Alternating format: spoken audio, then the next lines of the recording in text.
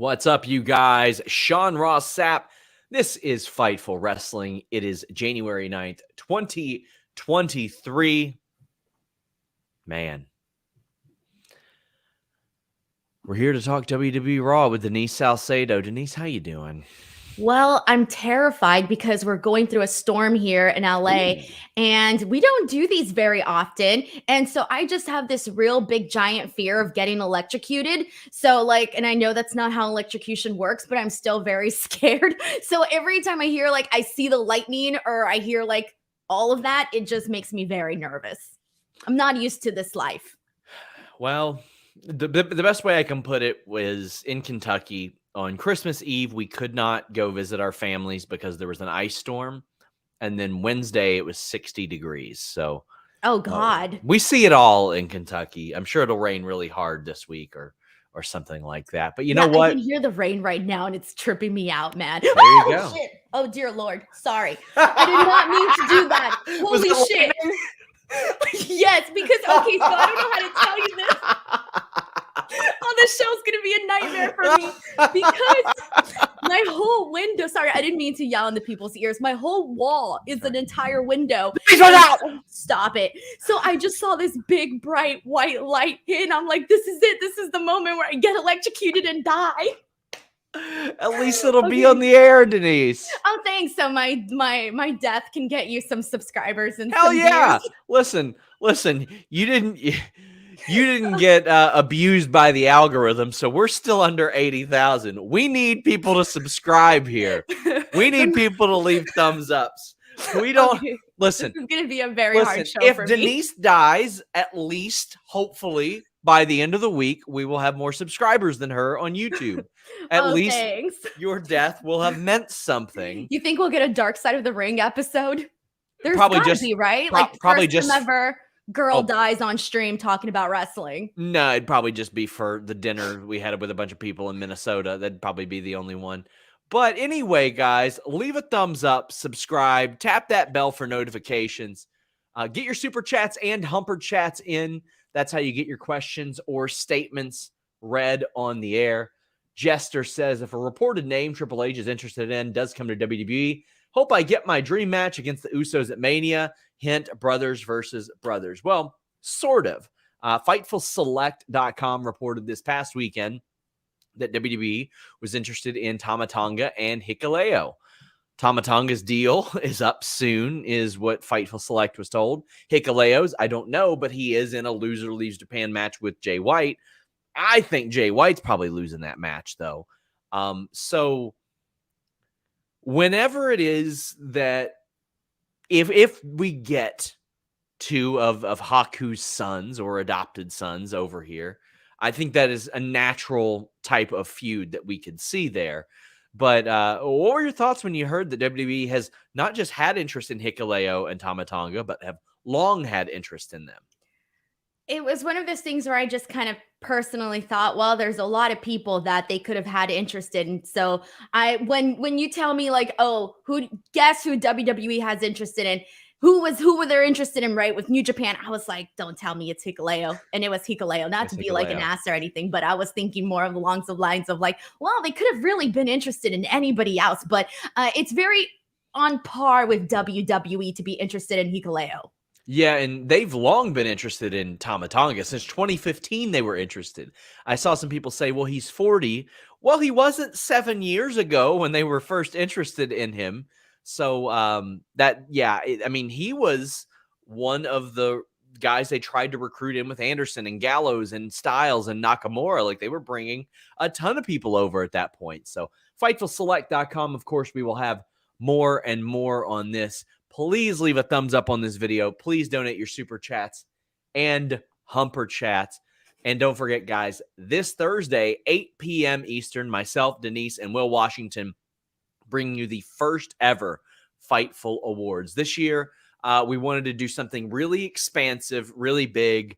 It's the first time we have ever done the Fightful Awards, and it is a 100% fan vote from FightfulSelect.com subscribers, the most subscribed wrestling property in Patreon history times 3. So it's a very, very big sample size. Now, in future years, we'll pare these down and stuff, but we wanted to do something that casts a wide net. So it's not just we've got men's awards, women's awards, indie awards, a lot of that stuff, even stuff for younger talent as well. You guys are going to really, really like this.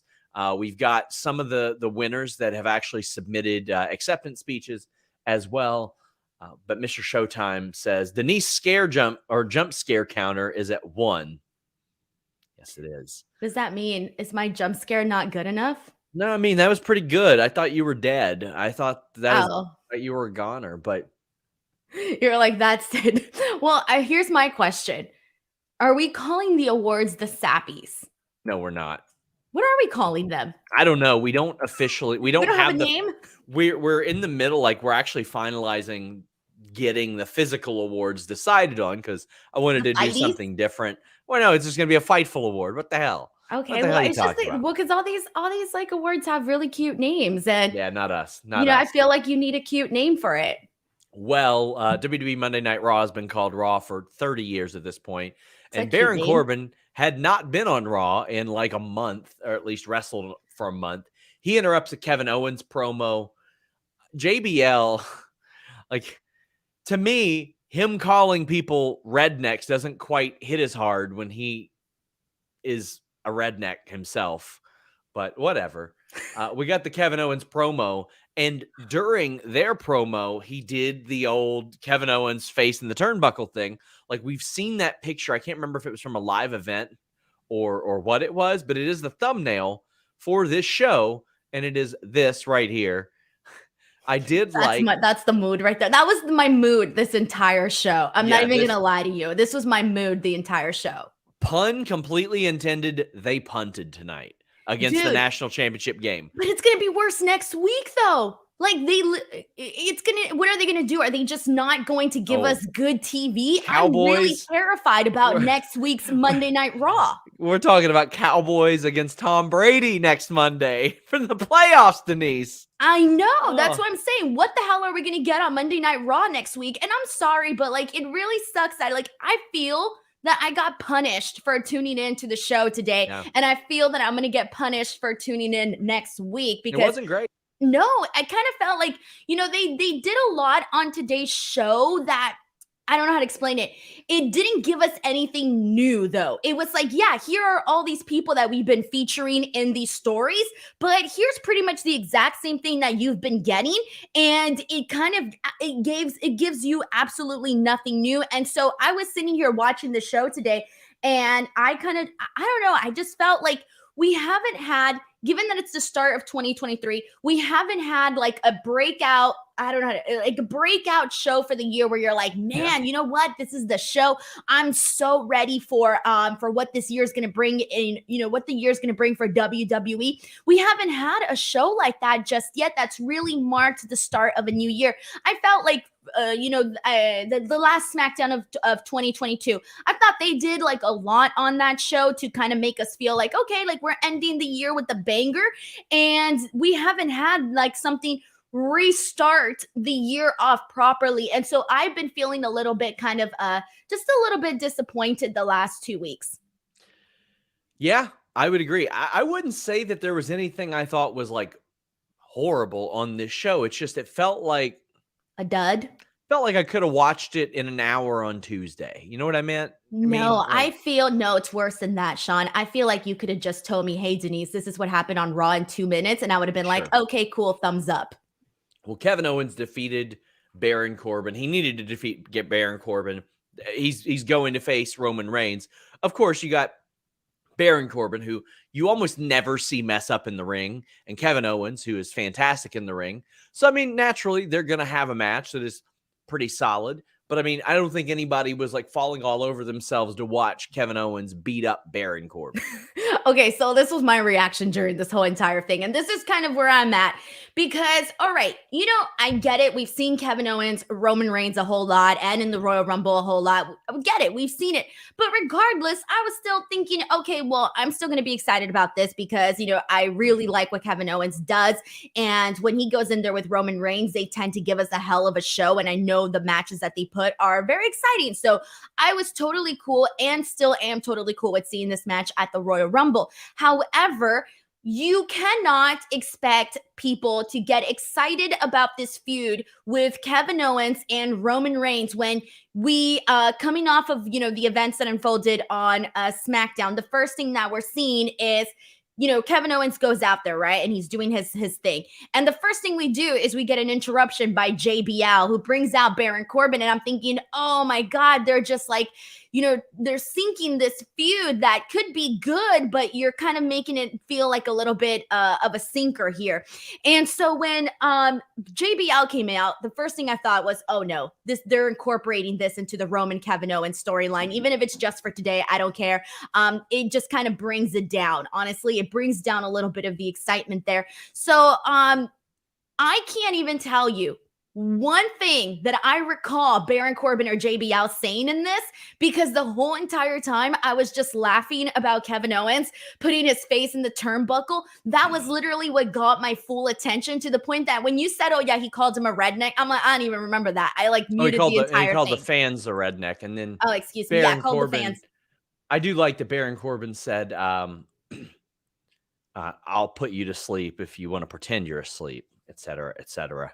Orlando Orrego says, guess the Vince news affected your views of this show. Thought it was good. Thought the crowd was alive and cheering for stuff. The crowd cheering for stuff doesn't mean that I think that the show didn't suck. I thought it was a pointless show. My Vince news, Vince didn't have anything to do with this show tonight. So no, it had nothing to do with my feelings on this. I felt like WWE punted. I feel like they don't have a world champion on this show. And as a result, it hurts the show. Not only do they not have a world champion, they're missing very, very important pieces. Becky Lynch was not on this show tonight. Bianca Belair was not on this show tonight. Cody Rhodes was not on this show tonight. There were a whole lot of people who weren't on this show tonight. But King of the North says, best heel in the business, Baron Corbin, Sean. That bit will never get old. But I'll tell you what bit is old. Here's what I'm trying to figure out. I was trying to do a transition. What do you want? Go ahead. Well, here's the whole thing. Because, somebody brought up that they thought that it was the Vince McMahon news that is what's basically drowning out our opinions on the show. But we were sitting here this past Monday. Well, Will and I were sitting here this past Monday talking about the exact same thing. So I'm thinking, okay, what am I blaming this on? Am I blaming this on, is the creative just not there right now in terms of maybe, do you think we're seeing maybe a little bit of a lack of passion right now for the programming? Because maybe we're not so maybe Triple H isn't so sure as to how long he's actually really going to be running creative. Is that taking an impact on this? Or is it really just only the game stuff where they're throwing away the show? What's really going on here? I don't think that he is. I think that he believes that he'll probably be running things. He's going to run things as if he is going to be in control. But because this is the main thing that I've noticed, Sean. When we first started getting the Triple H run, the new Triple H era of, WWE, right? We were getting some segments that the attempt was there to be different and to be, just different. Like even just the way that the show was starting. Like remember when they started off the show with Matt Riddle and Seth Rollins just beating the crap out of each other. And they were trying all of these new little things, right? I have been noticing that the last, couple of weeks, we haven't been seeing that stuff on Raw in terms where I'm not seeing new things being tried out, essentially. Yeah, we're seeing matches that haven't been done 100 times, but that's a very, very low bar. And as I mentioned, all those people that aren't around. Also, AJ's hurt.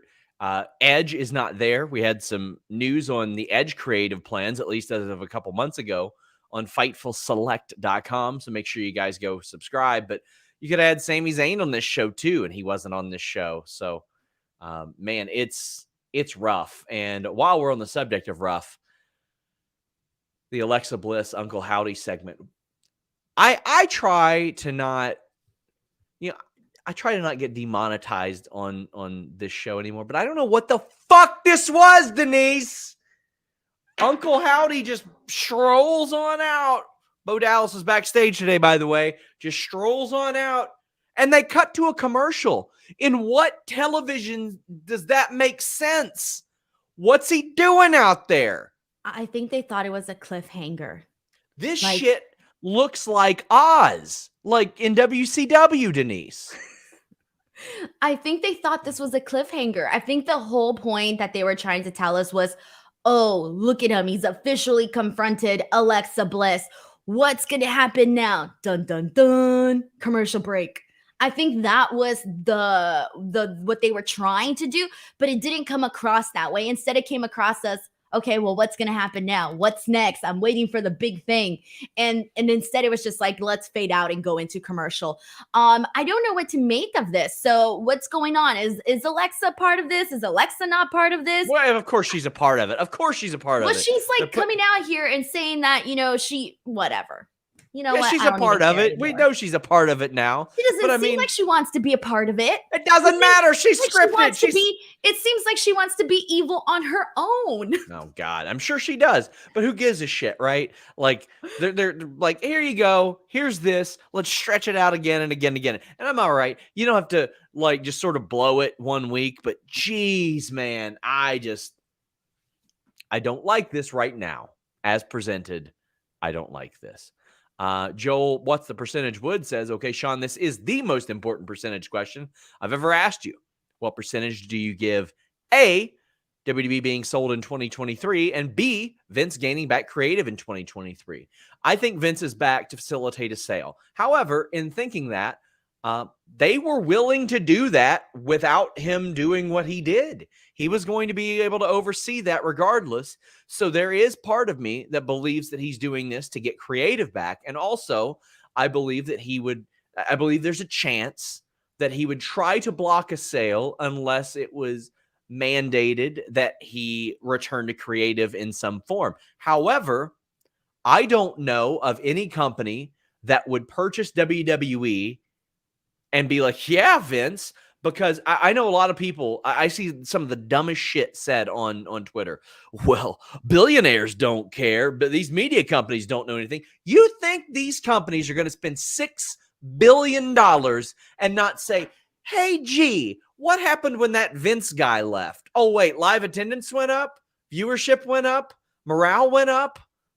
Every metric the stock went up too. Yeah, let's get him back. And I saw people say, well, the Saudis. Listen, you can say a lot of shit about Vince. Vince has some balls because he literally went off on the Crown Prince, then hit the fucking bricks and left his whole roster sitting on a tarmac for a whole day.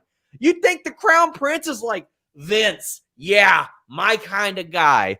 You would think so, but as it turns out, assholes don't usually like each other. So I'm going to give you percentage. I'd say about 70% it gets sold in 2023 or the wheels are in motion. Vince getting back creative. I'm going to put that at a smooth 45% because I think that anything is possible and he's a maniac. So I think that he might like briefly take back creative before a sale for one last hurrah.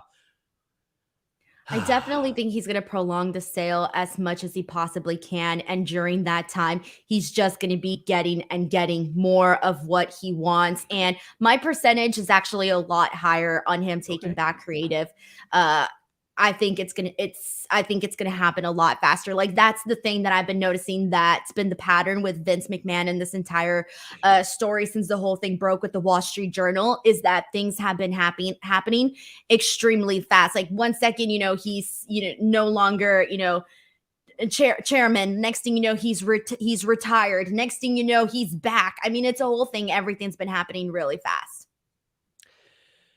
The Line Drive says, the Alexa Bliss spooky stuff was already fighting an uphill battle from the last run, but this is not doing any favors. Just feels dumb again. Worst thing on a show that I otherwise really enjoyed. And again, I just want to say, throughout all this stuff, dating back years, Alexa does the best with what she's given. And let me tell you, she's given a lot of horse shit. But she does everything that she can to make it as good as she possibly can. And I respect that about her. Tom Brady says, if Jay White loses the match, where do you think he will go from here?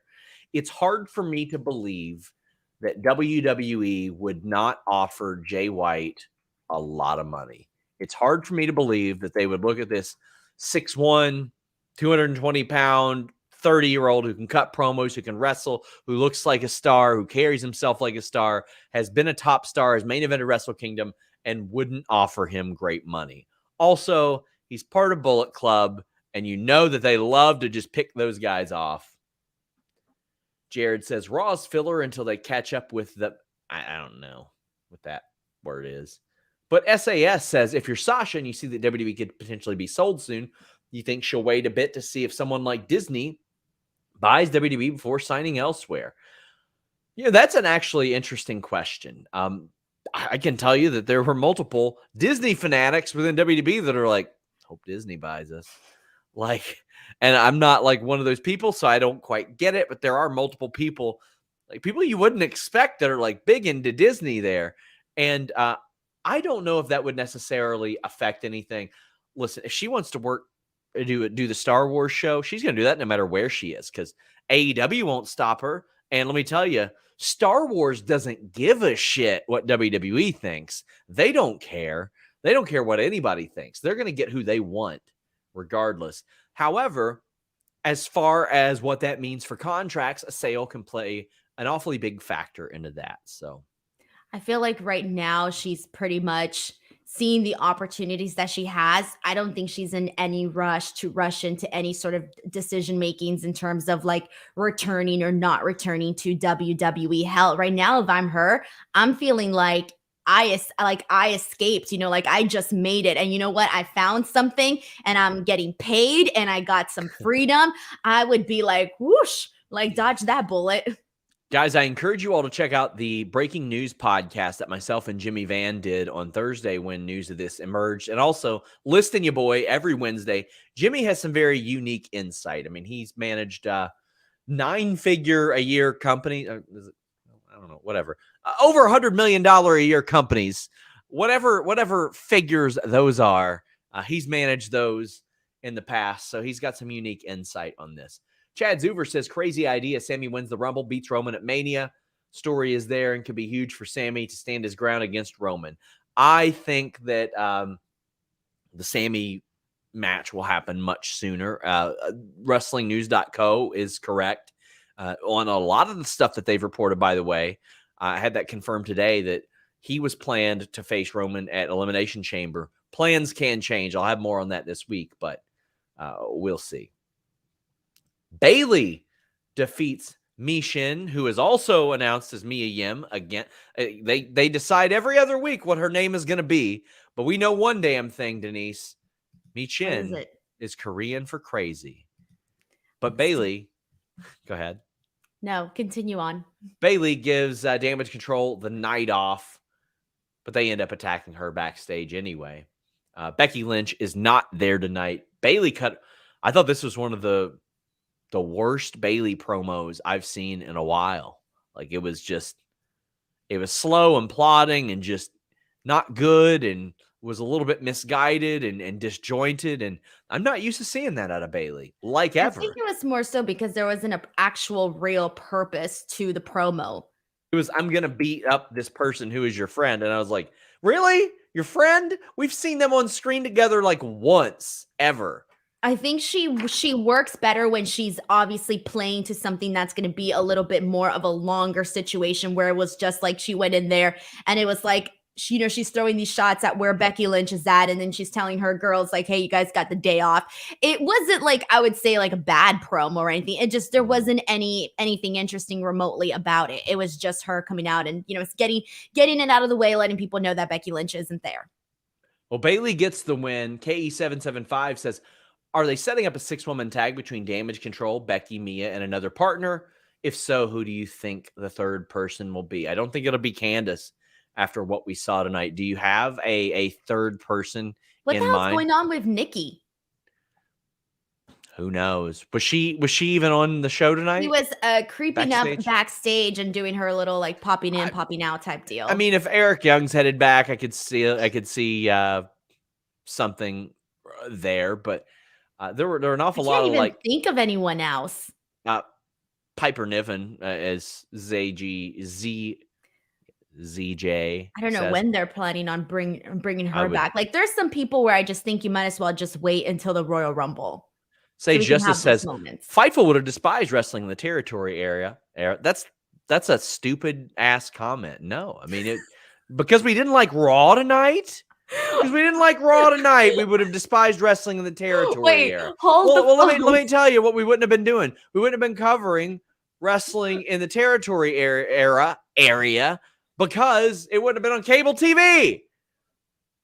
Okay. What, you think we'd have been covering Portland and then covering New York, then covering World Class, and then come on. Here's my question. Because people didn't show up every week. What?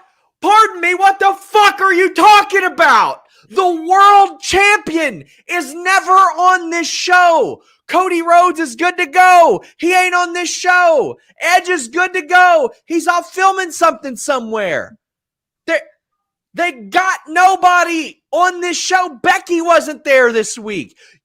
They quite literally it was a good match, but it was a complete filler match for an hour. Denise, what did you say when I told you this match was going to be an hour? Oh no, she said. You would have thought lightning struck outside her fucking house. Because they're not there every week. I watch and enjoy AEW all the time. People aren't there every week. You kidding me? What are you talking about?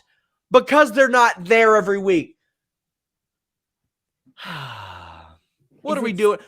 Bianca, Becky, Cody. Like, listen, you can't help that AJ's hurt. You can't help that Orton's hurt. You can't help it. Can't help it. But come on. Nothing happened tonight, but the last 5 minutes. You could have watched from that and you could have told me, hey, guess what? Maybe Hurt Business is back. And I'd be like, all right, cool. Damn, man. What are we doing here? Would have hated the territory era because people weren't on the show every week. Buddy, I watched WWF Monday Night Raw in 95 and 96. What are you talking about? Shawn Michaels was off the television show for 2 months, and you know what they did? They made him a bigger star than he ever was when he wasn't there. Jeez, God, come on. I think you officially broke on this podcast, Sean. But here's what I was gonna say though. First says, don't let the trolls not spending money get you riled up. Here's a 5 spot. Come on now. I give up. Are you excited about 2K23, Denise? Terry Allen wants to know. I am. We'll hear more about it this month. But listen, you know what, Denise? Right now, I'm not even here. I'm I'm literally just getting paid to sit here right now, Sean. Good. Maybe you'll get paid to sleep with helixsleep.com/Fightful.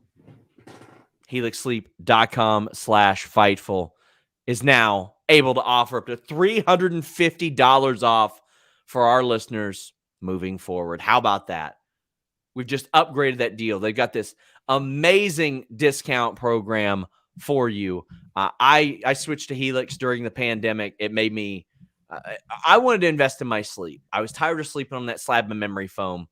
And I was like, all right, helixsleep.com/Fightful, 100-night risk-free trial. If I don't like it, I can send it back. They'll come pick it up. All that good stuff. But I looked at what they had, and they had 14 unique mattresses. And I was like, how am I going to be able to decide without being there? I took a quick quiz. It matched me up to the Dusk Lux model. I only slept on my back before getting Helix. Now I can sleep on my side and my back. And what that means is I get a fuller night's sleep because if I happen to roll over on my side in the middle of the night, I'm not waking up. I'm still feeling good. And right now, you can get that great deal at helixsleep.com/Fightful. They're offering up to $350 off all mattress orders and 2 free pillows for our listeners. That's helixsleep.com/Fightful. Maybe your spine needs some extra TLC. They got you. They got enhanced cooling features to help you keep from getting overheated at night. They have models with memory foam layers to provide optimal pressure relief if you sleep on your side. Models with more responsive foam to cradle your body for essential support in stomach and back sleeping as well. And again, 100-night risk-free trial. helixsleep.com/Fightful. King of the North says, lost my mind seeing Jericho in a PWG ring. Yeah, man, I'll love to see that on video in 2026 when they release the DVD. Bummed I wasn't there. Me too. It would have been a lot of fun. William Rab says, why do you think there's this disconnect with the fans on Bray's storyline? People having different tastes. Think what we're seeing is Bray's vision on TV. I don't know.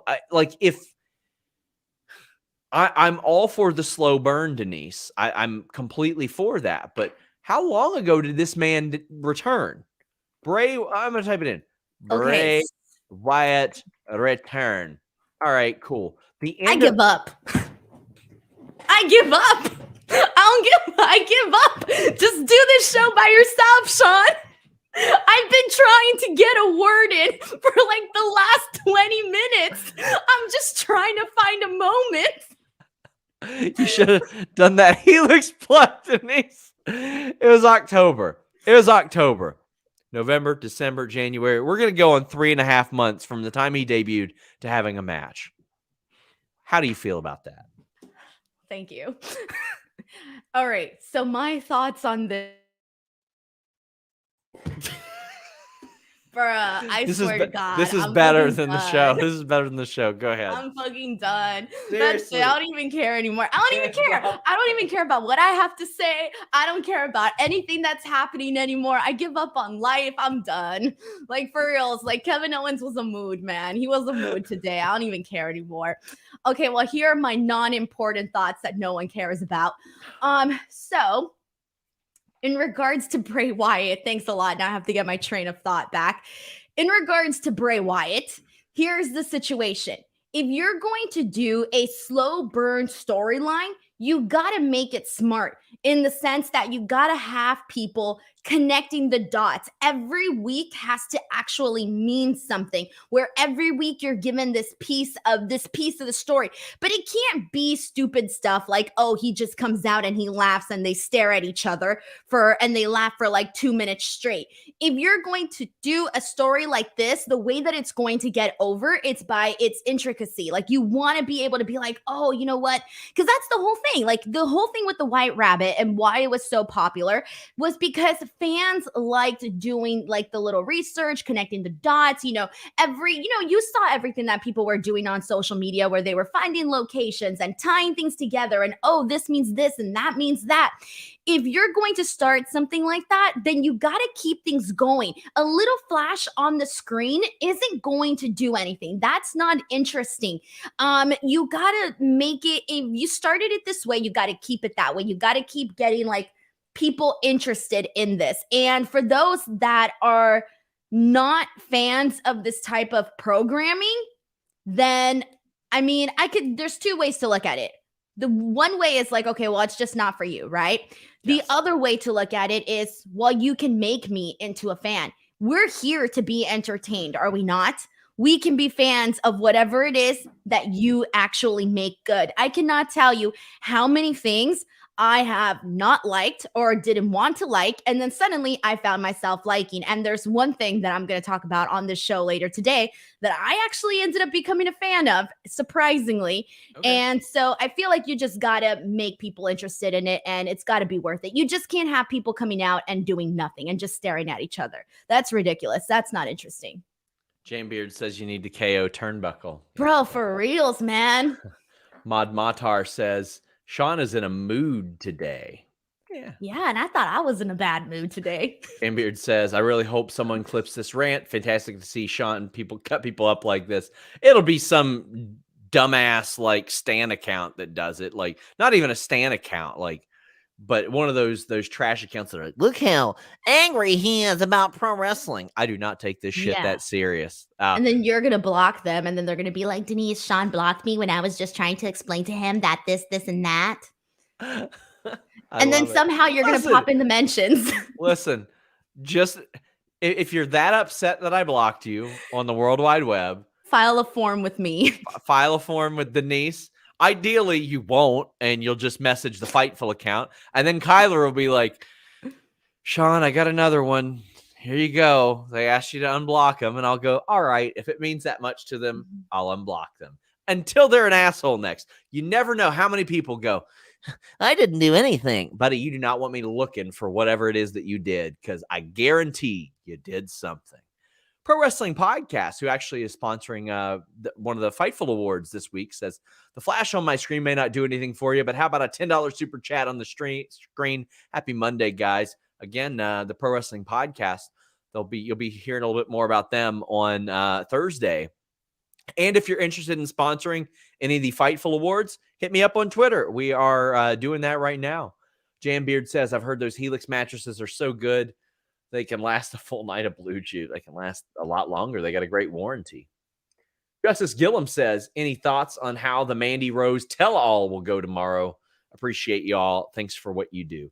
I don't think it'll be a tell-all. I think it'll be very cleverly curated. She's got a PR team.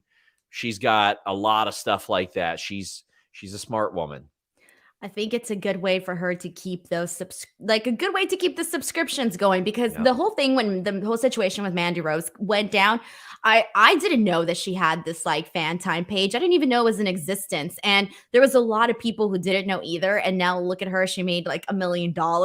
So the way that I see it, this is just going to keep, I don't think she really wants to close that door. I mean, I guess we'll find out if she really wants to close that door with WWE on this, interview that she's going to do. We'll find out then.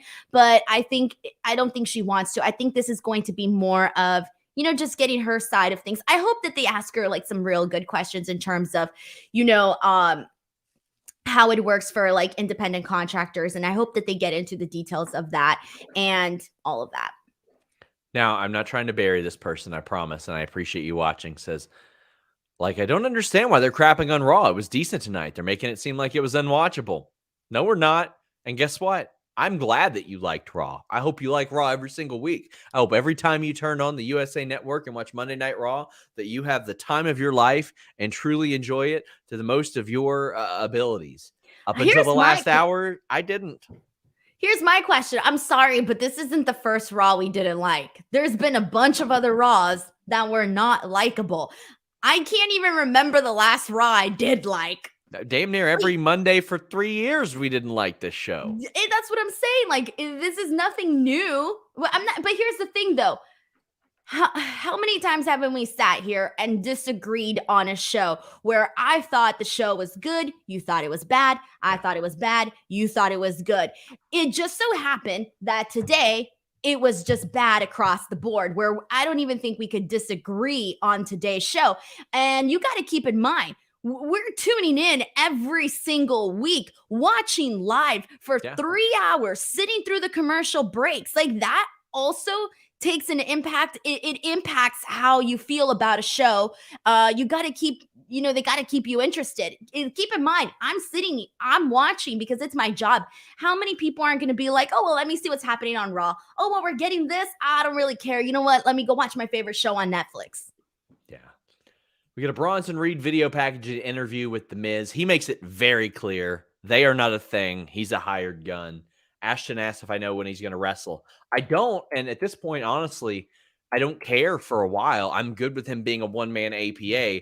This is one of the things I loved about the show. They established he is not Miz's guy, and that's good. Hold on. Okay, so here's the thing about this. All right, so that's the first thing that I thought was, oh my God, I'm so glad that this doesn't mean that he's his lackey, that he's his right hand, whatever, right? They're clearly making it known.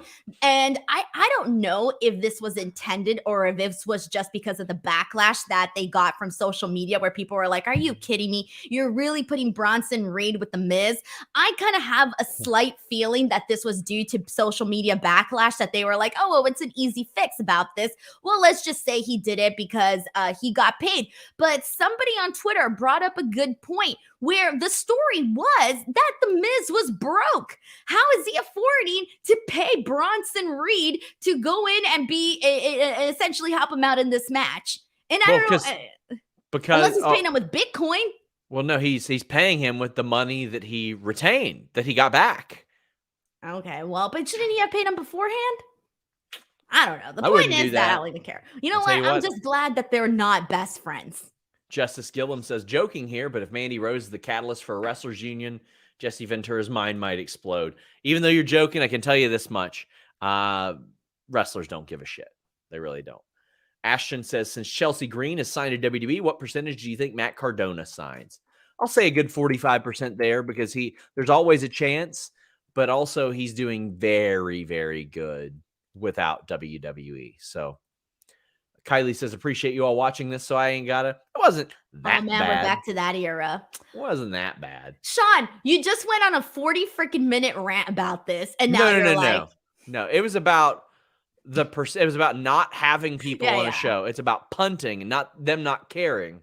Bruh, and then people being like, what? JM I'm sticking to my guns, all right?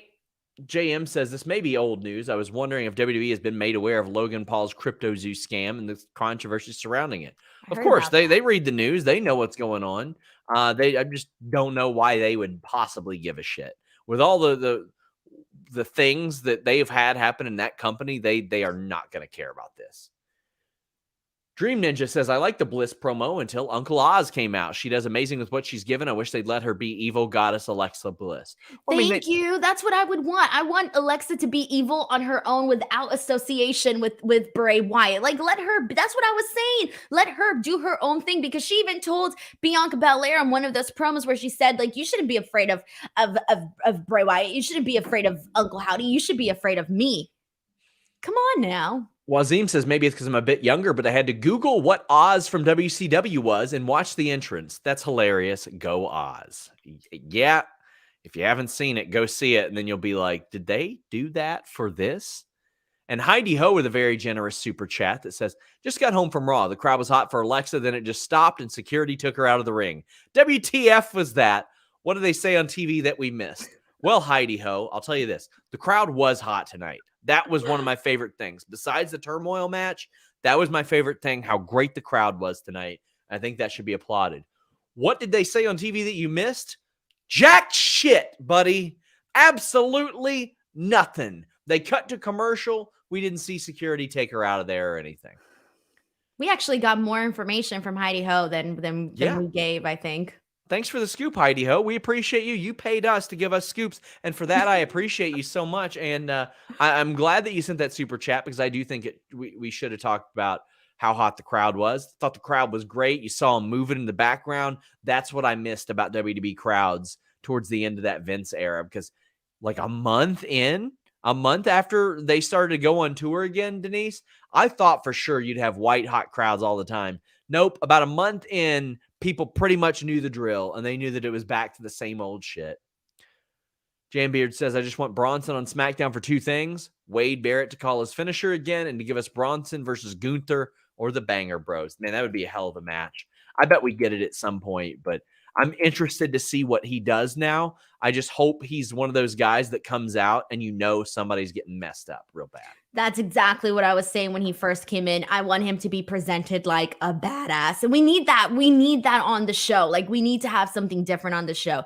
No more of these goofs. Like, we need to have something. We need to have someone to really grab a hold of, and just be excited about. Well, Rhea is one of those people. She had an interview, or she interrupted an interview with Candace, where Candace, she's going to be in the Rumble. Rhea says, oh, you want to fight at the Rumble? Candace says, no, let's fight tonight. Rhea looks like she's going to be in that Rumble too. Nikki's lurking in the background. Candace got her ass whipped. KE775 says they go in anywhere with Nikki Cross stalking Candace. If they end up teaming, I wouldn't mind that, because Candace dead in the water from a booking standpoint, which it's okay. She's going to lose to Rhea Ripley. She's going to get her ass kicked by Rhea Ripley. I'm definitely not in favor of sacrificing Rhea Ripley for Candace LeRae here. So I think that was the right decision. But they haven't really done much with her, though. That's the problem. She hadn't wrestled in a month. So I didn't mind this at all, because it's Rhea. You're pushing Rhea right now. Rhea is super over. Go with Rhea. And if that leads to something with Nikki and Candace being like, you need some edge to you, et cetera, yeah, I could be down with that. Otherwise, I didn't have a problem with any of this. I thought this was all pretty solid. Well, right now it's definitely, like you mentioned, we're seeing this build of Rhea Ripley. We're seeing her she's growing right before our eyes, man. She's featured nonstop. We're still talking. I mean, I'm still like riding off of that one moment with her and Becky Lynch where they had that one really intense stare down. I'm still waiting to see how that ends up, essentially sprouting. But I really just, yeah, I do feel bad for Candace too, because, she came in and they just really didn't do much with her. And her character is so cute. And, she's got the pixie wings and this and that. And she's very creative when it comes to like, speaking of people who are fans of Disney, she's one of them. And so I would like to see some of those ideas, incorporated into her character. Like you have a lot of possibilities there with like a really cute, exciting, female character. And we haven't really gotten any of that. And yeah, I think we should. WWE also announced that that Johnny Gargano is out for a little while with an AC sprain. He said on Twitter that he's hoping to be back for Royal Rumble. William Rabb says percentage on Naomi returning to WWE and surprise in the Rumble. I'll put it at 50-50. I think that if she's not 80. headed, I think that's fair too. I think that's absolutely fair. She is a WWE woman. They need to get her back in the fold. Keep in mind her husband's there. It's just a lot. She has a lot of tie-ins there. Speaking of, Bloodline raised some hell backstage, all around. Adam Pearce says, Usos, you're getting the hell out of here, but Solo Sikoa, you're facing Dolph Ziggler. And by the way, there's going to be a tag team turmoil for the Raw Tag Team Championships. We'll talk more about that later. But Ziggler is backstage. By the way, the security that ended up escorting the Usos out included producers Petey Williams and Kenny Dykstra. And I would love to see the Usos against Petey Williams and Kenny Dykstra. That match would rule. But we get Dolph Ziggler backstage. Mustafa Ali is, pleading for like some attention, basically. He's not happy about not being on the show. Poor guy. And honestly, throughout this, I'm hearing Ziggler and Mustafa Ali tag team, and I'm like, shit, honestly, that would be really good. I would really, really like that. I think that would be a fun, different mix that I hadn't seen before. You don't seem so sold on it. No, I was thinking about it. Okay. I was thinking, that was my thinking face. I was thinking about how I felt about that. And look, with Mustafa Ali, they haven't done absolutely anything with him that would make me say that there's actually, and this is not me, like I'm a fan of his. I would love to see more done with Ali, but let's be real, they have not done that. And they've actually kind of made him look worse recently, which there was a point where I thought things were going to go uphill for Mustafa Ali, and then they just went they went downhill so fast, man. I was actually a little bit disappointed in that, but whatever. But given the way that he's been presented, I would rather him being in a tag team would be a huge improvement on anything that they've done recently with him. As for Dolph Ziggler, we have seen the exact same version of Dolph Ziggler now for a very long time, to the point where anything that would be different with the presentation of Dolph Ziggler to me would be a huge improvement. Like, I'm a fan of Dolph, but it's to the point now where I've gotten everything that I could get out of the character, and there isn't anything new being implemented. So sometimes that can take away from the interest of, watching him. And so because of that, I would actually be a fan of them coming together and being a tag team. I thought Dolph Ziggler did an incredible job making Solo Sikoa look like $1 million tonight. Specifically the finish. The match, before the match, I was like, all right. And it wasn't necessarily the content of what was on Raw that made me so frustrated today, because there was a lot of stuff that I liked. It was just the fact that it missed so much in the build to the Royal Rumble. Like, it should feel as important as possible. But this Ziggler and Solo Sikoa match, I thought was important because you had that great finish, that power bomb into the spike, and you're getting over the spike as a finish. And those who watched WWE in the 2000s, they know what that move was. They know who did it. It was Umaga, and they know it's important. I thought this was very good. Heidi Ho says that Ali was super over on main event as well. He's Any thoughts always on this? over with the fans. He's always over. I mean, do you not did you ever watch that like one promo? I mean, we might have talked about it. That promo that he did on social media not too long ago where he was talking about like 9/11 and basically what it was like being, a student in school during that time. That promo that he did, man, that along with so many other stuff that Ali has done, that's the reason why I'm like, man, why haven't they like done anything with him? He's such an easy person to cheer for. He's a very, very easy person to get behind of. But they haven't been doing him justice though. Well, Sikoa looked like $1 million. I was so happy with that. They've been getting him right. Candace says, can we get PWG Candace? That would rule. It would rule. And hey, look who's on that roster. Cedric Alexander's on that roster, and he did one of the most psychotic moves ever to her. Gosh, what does he call it? I can't remember what he calls his finish because he never does it on TV anymore. And that was something that I was expecting more from like, the Triple H era. I know they're not going to do, they're not going to go so heavy in on the intergender stuff, but they can, have shades of it here and there, especially for somebody like Candace. It's really a lot of what made Candace get really over and popular during those PWG days and all of that stuff that she did. That really contributed to her, getting popular. And so, I mean, there's ways that you can do something similar to that on WWE, or just show that, this girl's cool. Here's a reason to cheer for her. It's the lumbar check, by the way. Jared says, call up Indy, team her with Candace for the tag titles. Yeah, Candace probably needs to be on a tag team. Jambeard says, the Candace versus Nikki feud, do you think it could lead to a Gargano family versus a returning Sanity, which would be Johnny, Candace, Loomis, and Ciampa? I don't know if Ciampa's going to be ready anytime soon. We have no idea. I had reported on Fightful Select that injury had been bothering him for over a year, and they just found out what it was and got it fixed, fortunately. Looks like the Hurt Business might be getting fixed, Denise. I know you've been over it for a while, but Austin Theory, Seth Rollins cut a promo. Listen, your boy on FightfulSelect.com on the Q&A last week said, hey, Seth Rollins is working.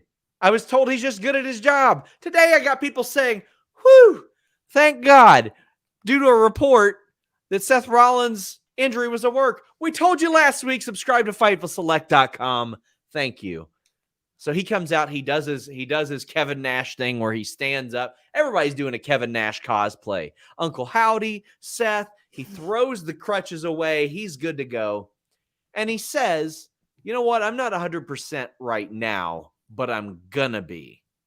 And as he leaves, we get a returning Bobby Lashley, who obviously is pissed off at Austin Theory. I thought that everybody in this does pretty good. It's great to see Lashley back. He says that his suspension is over, and he's back to wreck some shit. How long was he gone for? Probably like a month or so. I would have kept him away until the Royal Rumble, honestly. Let me see here. Just to have the bigger reaction, because I didn't have that big of a reaction to Bobby Lashley's return where I was like, oh yeah, he was gone. Like, I actually would have liked a little bit of longer period. It was about a 30-day thing, but he's I would have been more Rumble. Excited had he came back for the Rumble. Well, MVP is actively recruiting him, and Lashley is being like, listen, we're good, but we're not really good because I don't really want to do business with you. And MVP's like, no offense taken, but you know my number if that changes. Cedric and Shelton teamed up later. RH says Hurt Business versus Bloodline, please, yes. I love that Adam Pearce would be like, better the devil I know than the devil I don't know, because he had to deal with Hurt Business a lot. And he's like, well, at least we've got the mutual respect of having been through all this shit together. I'm excited for the Hurt Business because we've never seen the Hurt Business booked under Triple H. Who knows how long that'll last, but have you softened your stance? No. I've lost a little bit of hope. I didn't even have hope. What am I talking about? I didn't even have hope. I'm more so just, they got to make it interesting for me. It isn't just, oh, these guys are back together. Woo, I'm so excited. No, there's got to be more of a, I don't know what the right wording for this is, man. You just can't jump right into it. I need a little bit more beforehand, you know? Sure. It's not enough for me just to be like, okay, well, we're getting back together. Okay, fine.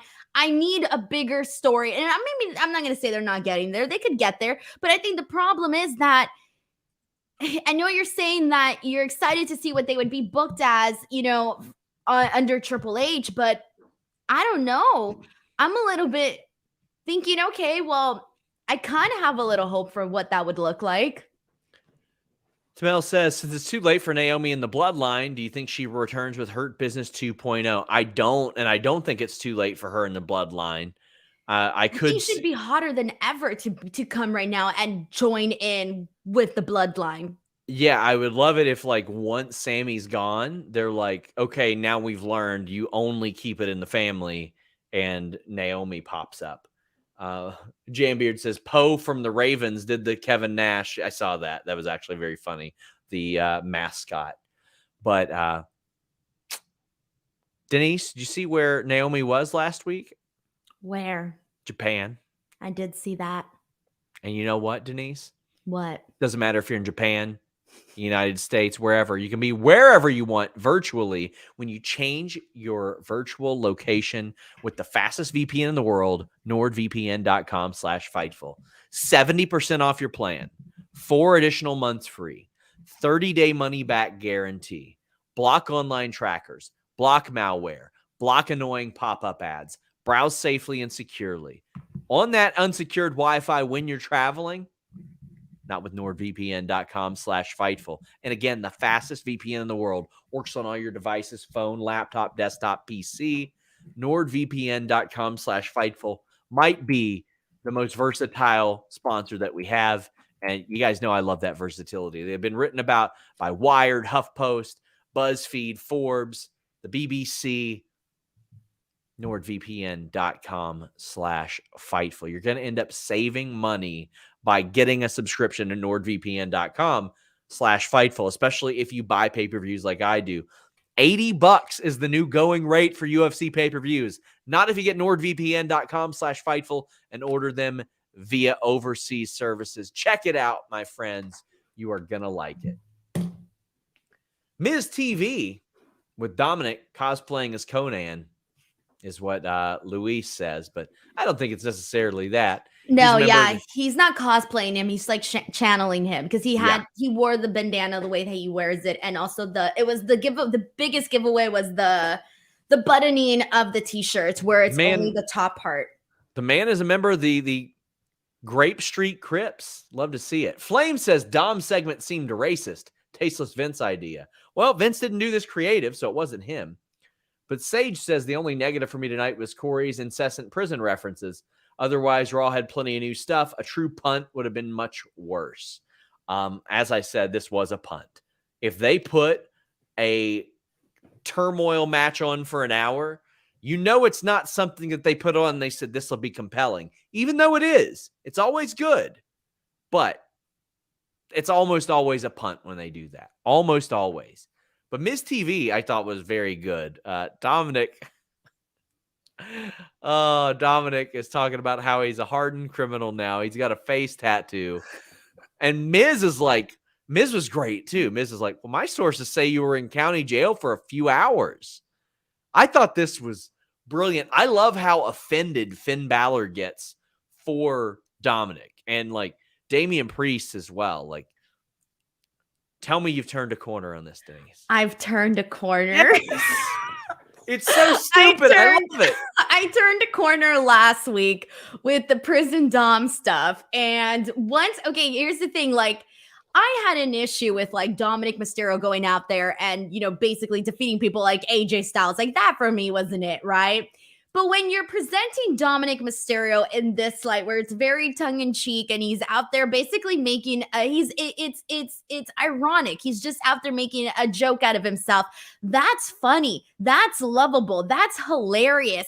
And for me, like I was dying like last week at the whole prison Dom thing. But then this time where he comes out and he's doing the whole, he's trying to do the cholo walk and this and that, and he's got the whole thing. It's freaking funny. And he goes out there and he says that line about Martha Stewart, where now he knows how she feels, or he can compare himself to Martha Stewart.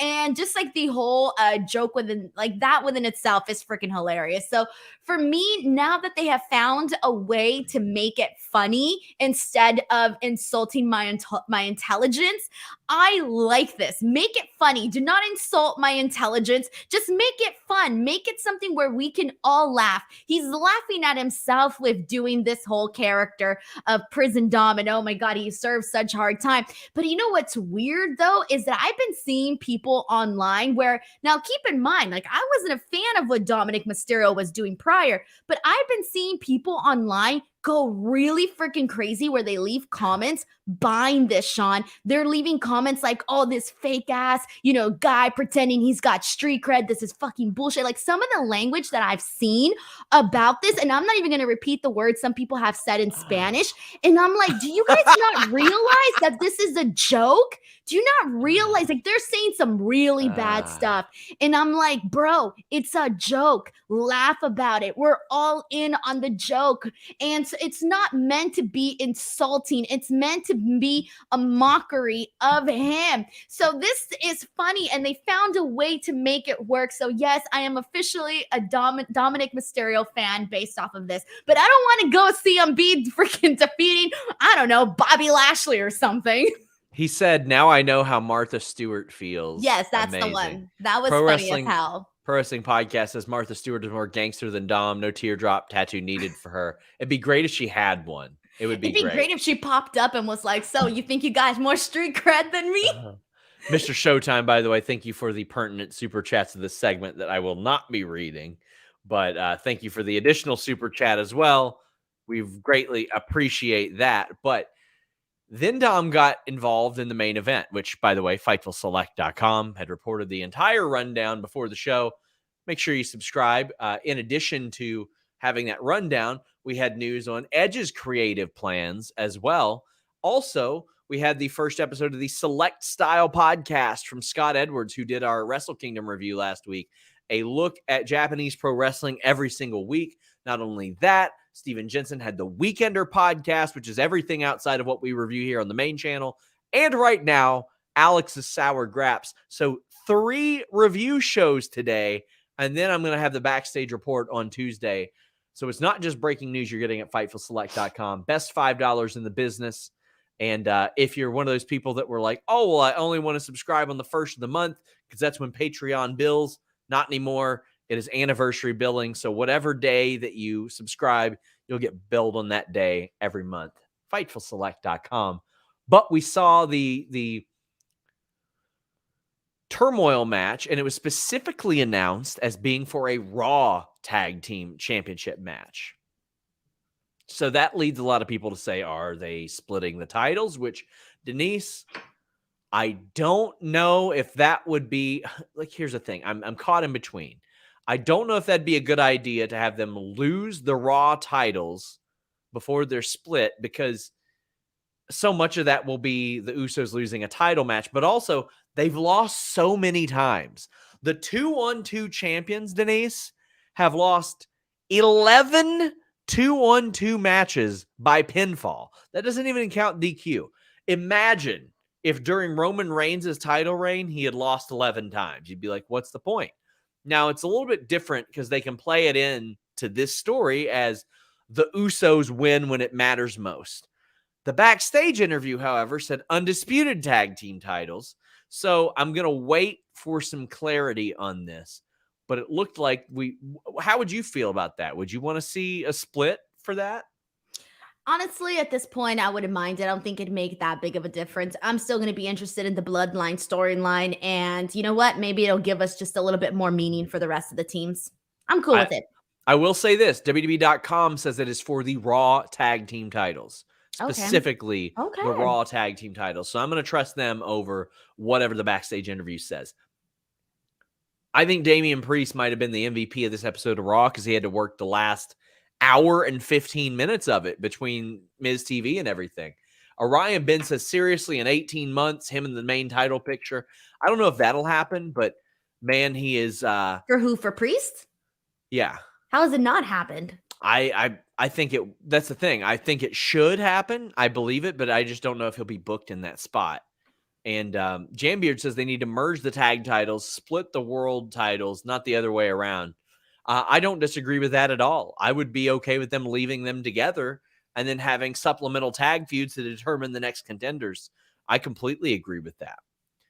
John Wick says, what do you think of WWE getting Martha Stewart to confront Dom and Marv Albert doing the intro to Dynamite when best of 7? Well, I didn't see if they did I don't know if that's a suggestion or you mentioning it, but I would love to see Marv Albert do that. But Martha Stewart confronting Dom would be amazing to me. Bro, book it, WrestleMania 39, man. Let's do that.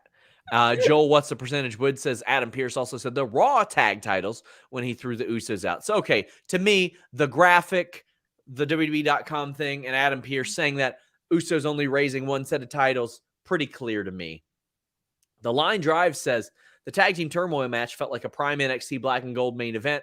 Can't wait for the title match. That's the thing, Denise. Whenever anybody gets put in these hour-long matches, they're killer. Remember the Seth Rollins gauntlet? That absolutely killed it. And this was Finn Balor and Damian Priest's opportunity. Now, they ran the gauntlet through the OC, through Shelton and Cedric, through Alpha Academy, everybody, and got to Street Profits. And then Finn Balor couldn't go. And Adam Pearce is like, all right, I'll let you switch to Dominic. That's fair after what you've all been through. You know, it's a pretty understanding thing, but even they were like, we don't want to do this. I thought that was so great, Denise. It was fun. And given that when you texted me about like there being a gauntlet on the show, and I was like, oh man, like that's what I'm about to sit through for the next hour. And I was looking at the clock and I was like, damn, I still got an hour and a half left on this show. I thought I wasn't gonna make it. And regardless, though, I ended up being entertained the rest of the way through for the show, which I think on a show like this really needed this. It really needed this. And obviously, you know, getting this moment in for Dominic, it was like, all right, fine, I get it. We know what the story is. We know what the purpose of it all is. So, I mean, it was fine. It was a good way to close out the show as best as it was for this particular show. So there are a lot of weeks when we covered Raw that I would have given anything to have one full good hour of Raw. And that being said, under a new regime, I am going off when they have a lot of their top talent not on the show. To me, there were probably a half a dozen available, really good talent they could have put on this show. And that was what my frustration was about. Kim says, Raw didn't get good to the Street Profits match. Well, let me tell you, Angelo Dawkins keeps doing it. This guy gets better all the time, Denise. And he's been doing great. It's just that he always tends to be forgotten about. Because of Montez. Yeah. That's the thing. Here's what I love. They're one-upping each other now. So now Angelo Dawkins is doing the jump dive to the outside. And Montez goes, think I'm going to do 450s now.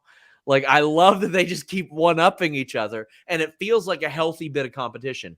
Also, when they lose, they do really good at making themselves look like what they just lost mattered.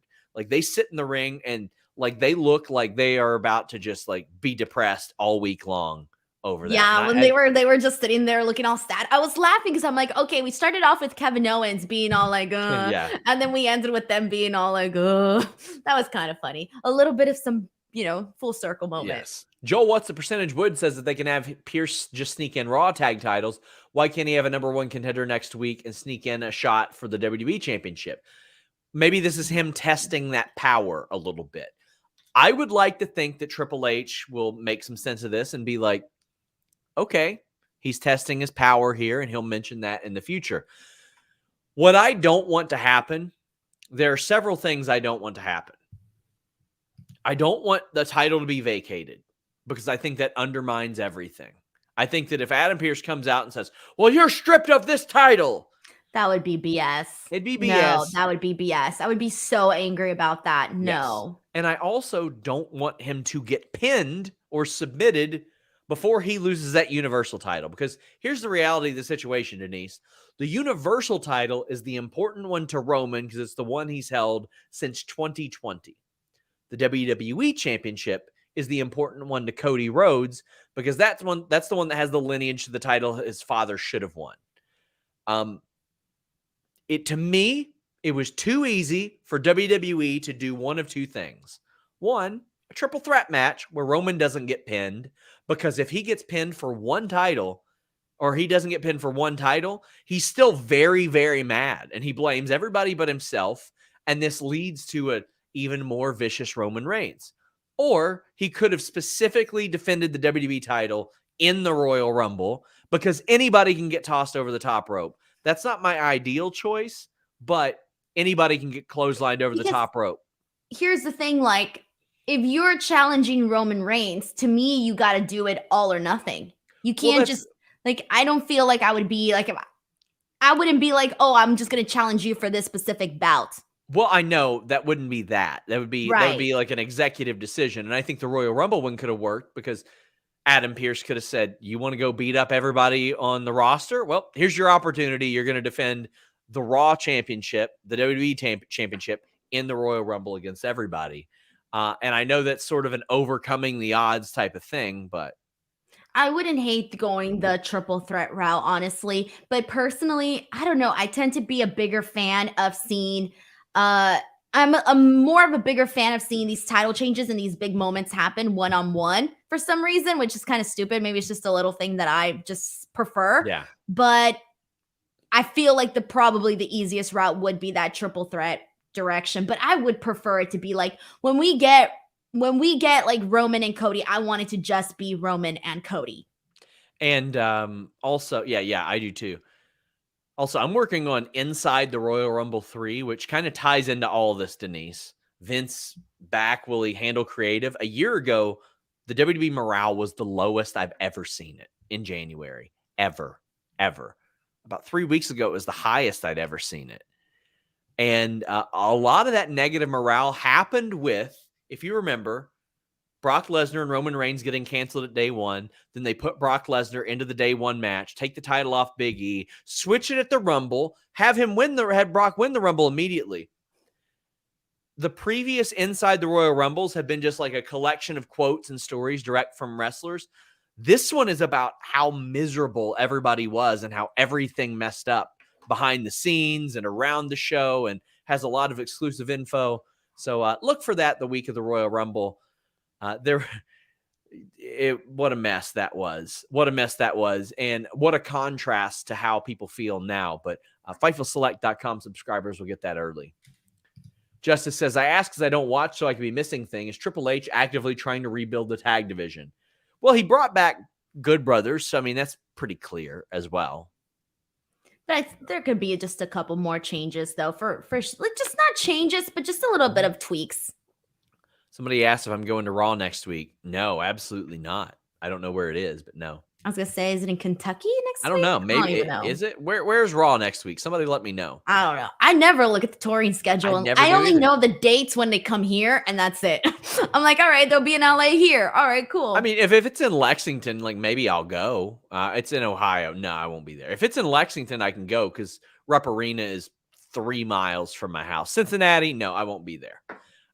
Is it in Cincinnati? Yeah, I'll be in Cincinnati, hopefully Sunday for the playoff game. Tim Winninger Jr. says triple threat match, winner from each show or wrestler from each show challenges Reigns. Winner gets that show's belt. I think that's a little too convoluted. I think if you just have a triple threat match for one title, it can be for one title. Roman doesn't get pinned. There you go, and you move on. But, I mean, I think that anything's possible with WWE as well. They've done some very convoluted shit, so anything's possible. But thank you so much for that super chat. That was a very generous one. Jambeard says, could do Rumble winner, EC winner, number one contender match that faces Roman at Mania in a triple threat, each one going for separate titles. What if they do what they did with Kurt and Benoit and Jericho, where it's like the one fall for this and the one fall for that? Hate it. Do you want that? No, absolutely not. I don't know if I would hate it. I don't think I'd hate it. Dusty Balls says I need to use that mute button more. No way. Damn, rude. Somebody named Herpes Free since 2003. Well, congrats on that. Says the Judgment Day prison pose during their entrance was gold. And Orion Ben says, evening, Sean and Denise. Follow my logic for a sec. Finn and Priest with the Usos, which leaves Rhea to take on Solo, leaving Dom versus Sammy. We in for more comedy gold. Pretty solid show reestablishing Damage Control. Alexa Howdy, Otis Caterpillar, nice. Otis is an entertainer, man. Hey, what if we get like Dom and Sami Zayn in a situation like in a match like the one that they had with I think it'll be Rhea and Sammy. I think it'll be Rhea and Sammy. Oh, well, definitely. But let's say they could still do it for just for shits and giggles. And Jambeard mentioning the Elimination Chamber. I wish the Elimination Chamber would be for top contendership because it always drives me nuts when you got to beat up 29 people to get a title shot. And then the next month they're like, hey, 5 people, do you want a title shot? Damn, man. And it's always random. Yeah. Jonathan says, calling for Edge to screw over Judgment Day in the match against the Usos. Start hyping up the rematch with Finn. That's what I expect to happen too, especially based on our Fightful Select reporting. Well, Denise, I did not expect this show to go 75 minutes tonight, but it did. Tell the people where they can find you. Besides, damn, you're gonna do me dirty, Sean. Cut me off 4 minutes and 10 seconds before I get my bonus. I thought we had already. It was like 75 minutes a long time ago. You already get it. Bro, you've had me at 120 for like the longest time. It never changed. An hour and 20 minutes is when I get my bonus. Jambeard says Solo destroying Dom would be great. I don't know. I ain't hanging around here for an extra 4 minutes. I gotta Someone piss. send in a super chat. I gotta piss really bad. I'm about to start telling the whole freaking life story just to keep us on here for an extra 4 minutes. The Fightful Awards go live this Thursday night at 8 p.m. Eastern. Maybe you should run through the categories. Myself, Denise Salcedo, Will Washington. I will. We have best overall performers, man and woman. We have best in-ring wrestler, male, female. We have Indie Tag Team of the Year, Indie Male and Female of the Year. We have the Under 20 Award, to name a few. Rookie of the Year, best on promos, men and women. Somebody says we should call them the Humpies. The Humpies? Hey, I want a Humpy. Can you imagine someone saying that? The first trophy I looked up was a camel. I wanted to see, I wanted a camel trophy. Sean, right? You can't send that to people. Hell yeah, we could. But the ones that we're having made, at least the ones that I'm looking at, are very different. And I wanted something different. So they're not camels. They're not camels. But I wanted to do something unique and different. And let me tell you, I have learned it's very expensive. So please, if you're interested, sponsor this show on Thursday so Jimmy will stop yelling at me about how much these awards are going to cost. Jambeard says Solo destroying Dom would be great. Luis, why don't you pronounce this? Wait, who wants it? It's tamales or barbacoa. Yeah, I like tamales. I don't like barbacoa. Shit. We actually got a lot of super chats. Oh, hey, nice. I'll chill here. Hopefully this will cover your bonus. Jambeard says, if Cody takes the title from Roman, I'd love to see Cody versus Finn for the title as ex-Bullet Club members. Yeah, I would like to see that. I want to see Cody against AJ in the future. I want to see Cody against Finn in the future, Denise. I just want to see Cody in like matches that I never thought were going to be possible. Roxy Rocket says, who's your pick to win the Rumbles? I don't have any yet except for Rhea Ripley for the women. Rhea Ripley and Cody are my two choices. Sage Justice says, sending this so Denise gets time to make up for riling up Sean earlier. Orion Ben says, and by the way, Sage Justice, I hope you know, no ill will, buddy. Just, we love the territory era.